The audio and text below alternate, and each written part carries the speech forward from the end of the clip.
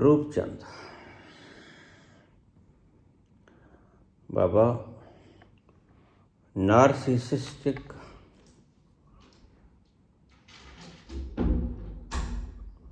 और ब्रह्मज्ञानी व्यक्ति में क्या फर्क है?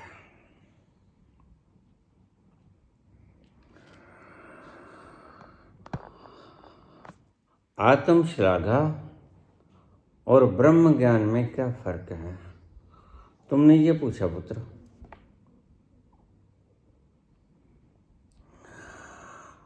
आत्मश्लाघा अहंकारी व्यक्ति करता है, बोलता ब्रह्मज्ञानी भी है।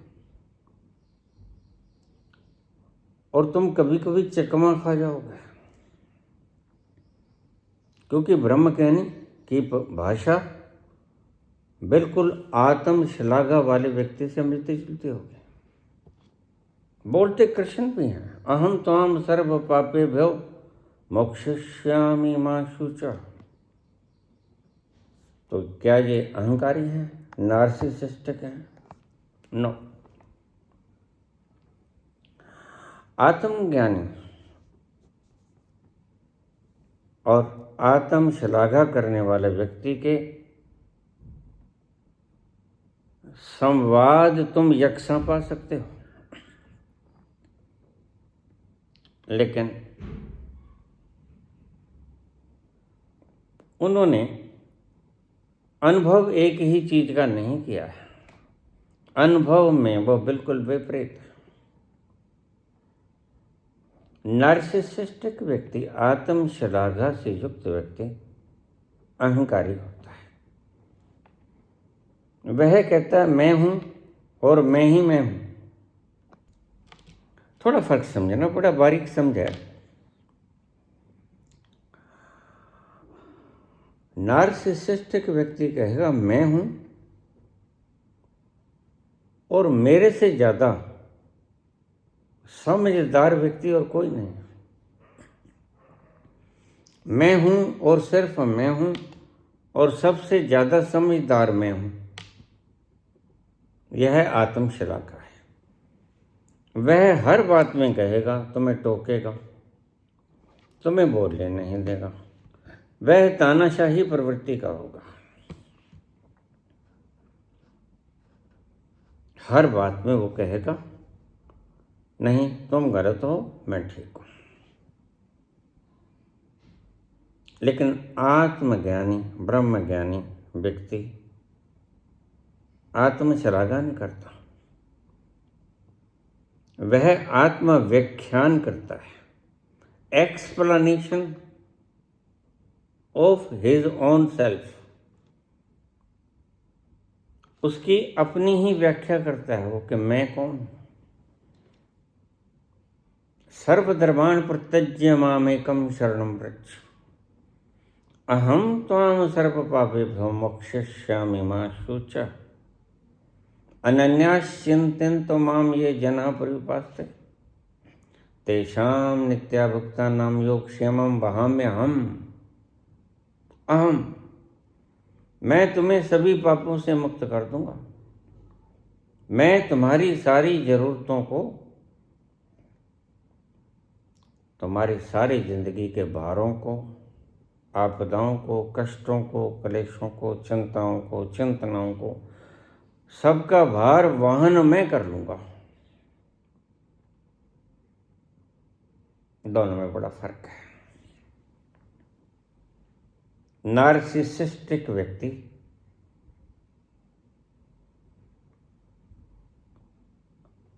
आत्मश्लाघा करता है, ब्रह्मज्ञानी व्यक्ति आत्मव्याख्यान करता है। मैं कौन हूं ये बताता है। और दोनों में बड़ा फर्क है। अगर गौर से देखोगे, वह तुम्हें काटता नहीं, वह तुम्हारा प्रश्न अच्छे से सुनेगा और तुम्हें माकूल जवाब देगा। तो नार्सिसिस्टिक व्यक्ति सिर्फ आत्मश्लाघा करेगा। वो कहेगा मैं हूं, लेकिन तुम मेरे से कमजोर हो, तुम मूर्ख हो, मैं समझदार हूं। लेकिन ब्रह्मज्ञानी व्यक्ति कहेगा मूर्ख भी मैं हूं, समझदार भी मैं हूं। ईशावास्यमिदं सर्वं यत् किंच जगत्याम जगत। ईश्वर इस जगत के कण कण में विद्यमान है और अहम ब्रह्मस्म, मैं ही ईश्वर हूं। उसके बोलने का ढंग और मतलब बड़ा जुदा होगा, तुम समझने में गलती खा जाओगे। तुम्हें इनके अर्थ यकसा मालूम पड़ेंगे, लेकिन गहरे में बहुत फर्क है। नार्सिसिस्टिक व्यक्ति अहंकारी होता है और सही मायने में अहंकारी व्यक्ति महामूढ़ होता है, ज्ञानी नहीं होता। ब्रह्मज्ञानी ज्ञानी होता है। उसने अपने आप को परमात्मा जैसा जान लिया है। उसने अपने आप को अनंत विस्तृत देख लिया है और अपनी आंखों से देखा है। स्वप्न में नहीं देखा, कल्पना में नहीं देखा, शास्त्रों से नहीं सीखा, किसी गुरु से नहीं सीखा, खुद के अनुभव से जाना कि मैं विराट हूं, मेरा कोई और छोर नहीं, मैं अनंत हूं। सारी दुनिया में मैं ही मैं हूं, मेरे सिवा यहां कुछ नहीं। जहां हूं मैं ही हूं, क्योंकि मैं सर्वव्यापक हूं, मैं ओमनी प्रेजेंट हूं और मैं सर्वशक्तिमान हूं, मैं ओमनीपोटेंट हूं, मैं सर्वज्ञ हूं, ओमनीशिएंट हूं। इसलिए मैं ही मैं हूं, दूसरा कोई नहीं है। बाबा नानक ने कहा निर्वैर। किससे वैर करोगे? निरपों, किससे भय मानोगे? दूसरा कोई है ही नहीं। इसलिए ब्रह्मज्ञानी व्यक्ति और आत्मश्लाघा करने वाला व्यक्ति, आत्मश्लाघा करने वाला व्यक्ति अज्ञान से पीड़ित है, वो दुखी होगा। और आत्म ज्ञानी व्यक्ति, ब्रह्म ज्ञानी व्यक्ति दुखी नहीं होगा। वह परम आनंद का रस पीते पीते झूमेगा, नाचेगा, गाएगा। उसके चेहरे पर तुम शिकन नहीं देखोगे। कुछ भी हो जाए, क़यामत आ जाए, लेकिन क़यामत में भी वो स्टिल बना रहेगा, अकंप। थर्राहट नहीं होगी उसके भीतर, वह कांपेगा नहीं। लेकिन आत्मश्लाघा वाला व्यक्ति कंप जाएगा, वह डर जाएगा, क्योंकि वह जानता नहीं कि मैं वास्तव में कौन हूं। उसने खुद को शरीर की तरह जाना, विचारों की तरह जाना, भावनाओं की तरह जाना। इसलिए वह उससे पार नहीं गया जिसे ज्ञान कहते हैं। लेकिन ब्रह्मज्ञानी व्यक्ति मन से पार हो गया। चेतन मन से पार, अवचेतन से पार, अचेतन से पार, कलेक्टिव अचेतन से पार, और फिर जाकर प्रतिष्ठित हो गया स्वयं की प्रज्ञा में,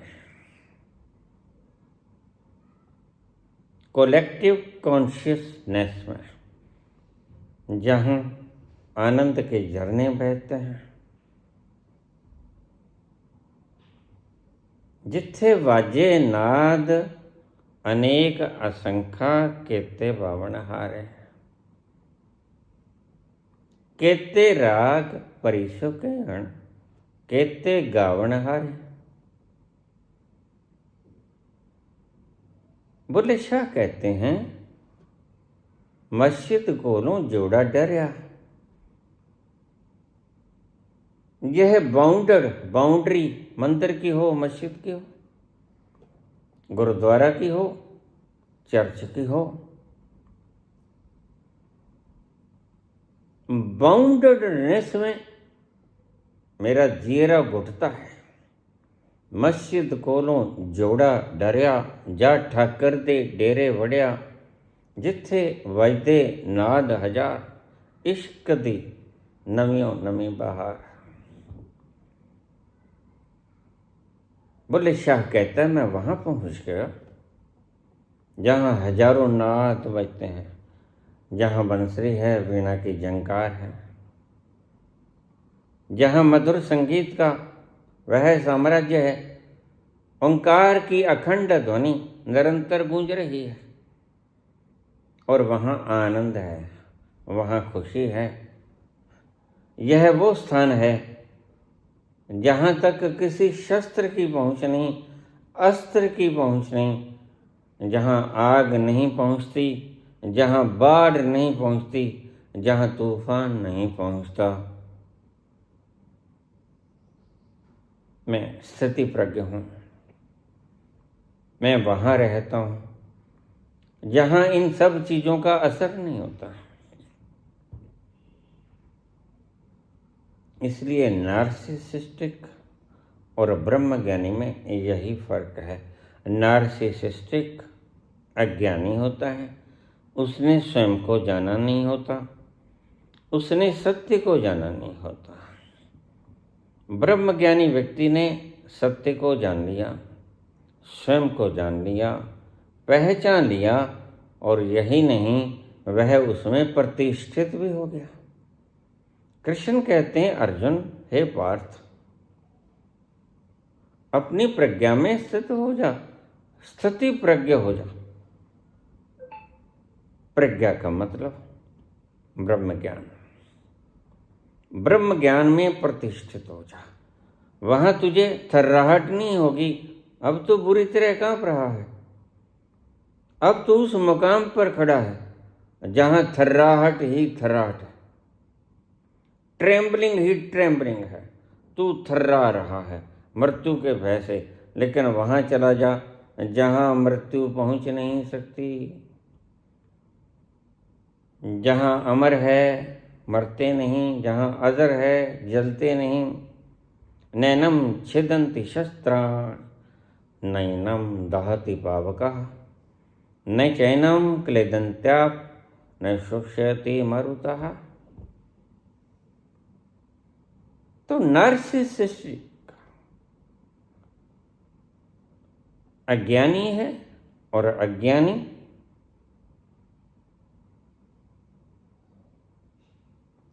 अहंकारी होता है, परम अहंकारी होता है।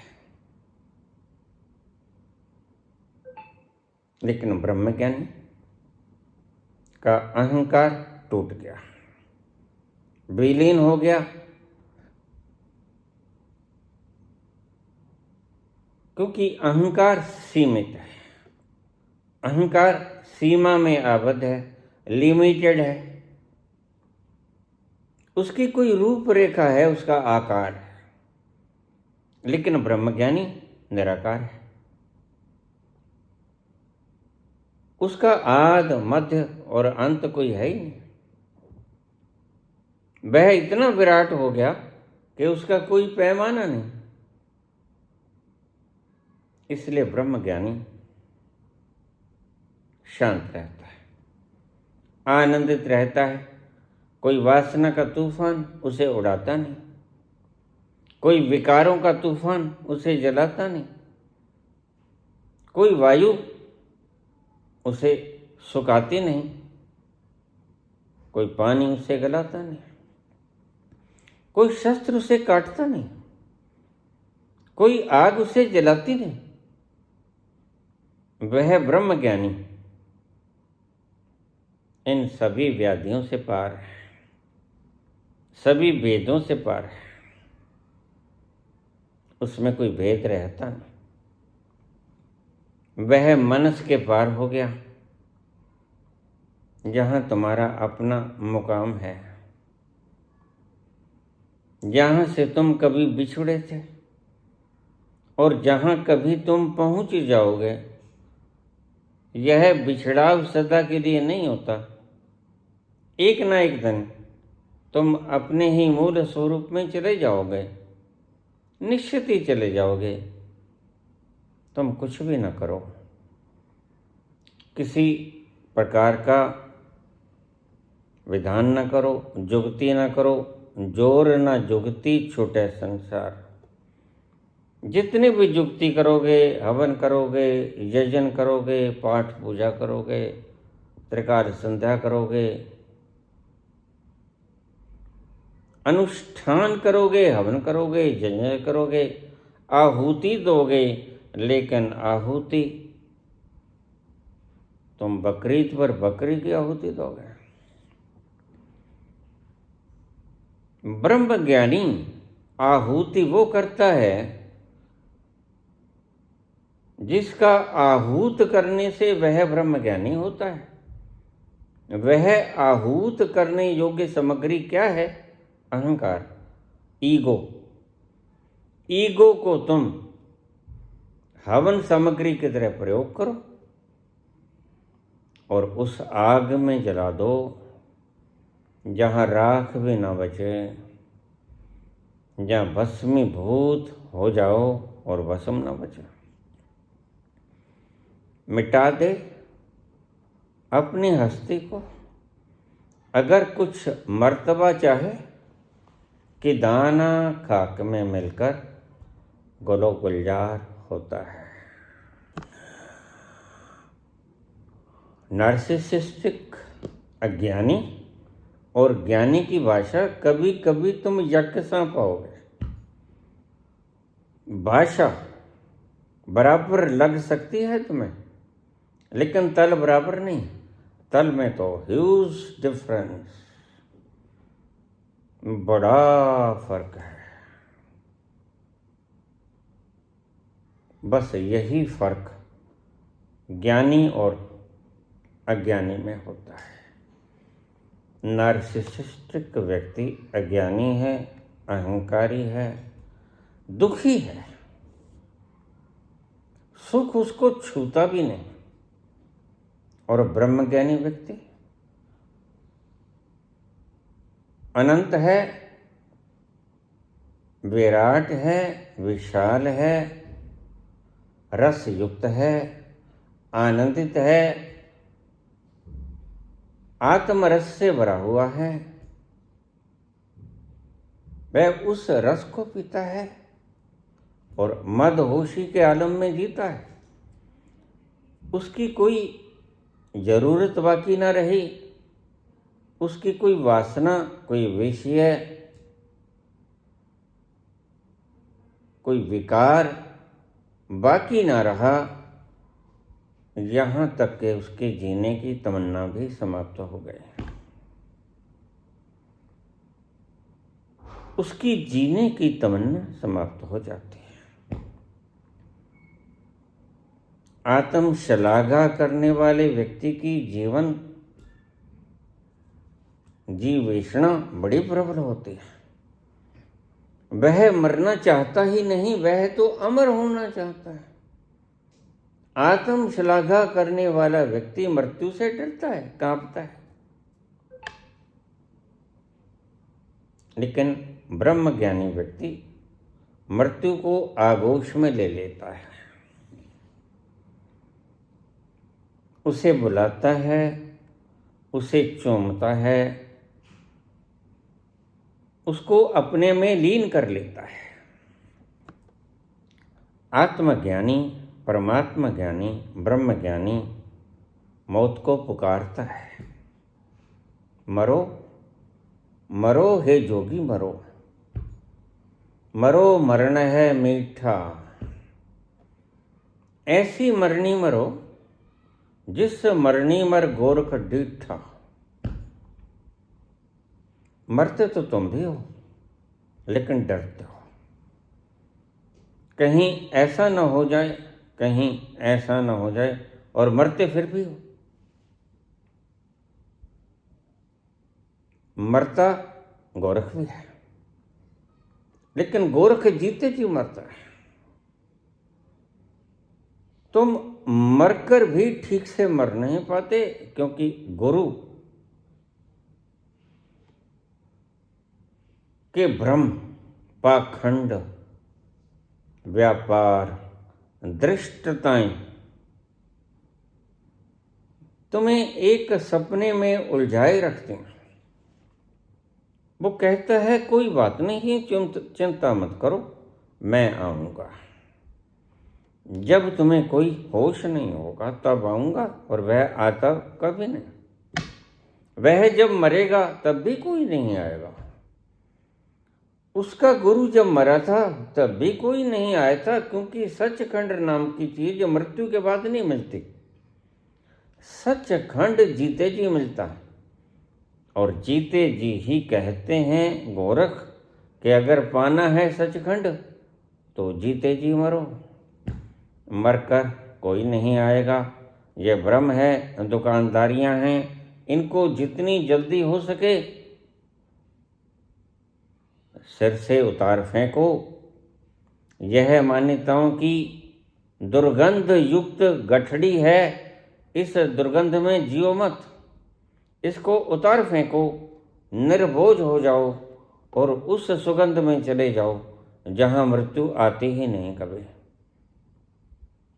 नैनम छिदन्ति शस्त्राणि, नैनम दहति पावकाः, न चैनम क्लेदन्त्या न शोष्यते मारुतः।